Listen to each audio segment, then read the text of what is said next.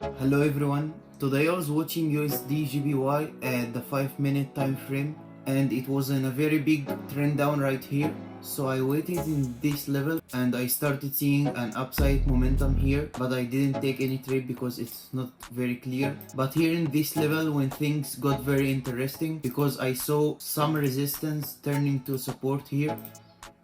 So 3 resistance turned to a support. This level was like very interesting to me. So I waited for the price to retrace back, and here when things got very interesting, I saw a very good liquidity right here, and this means like many people are being taken out in this level. So I was very interested to take a long. Once I saw this candle right here, the stops are below this level just to be safe. In normal trading conditions, I would have taken my profit here at the highs of this candle, but because of this huge liquidity, I just took a partial here and I closed all of my position here at this important key support area. Because of this huge support area, I thought it might like touch and return back to the origin. So this was the trade for today, 1.71R, and because I risk 1%, it's 1.71%. Remember, you can follow all my trades from the link in the description, and I hope you have a very good trading week.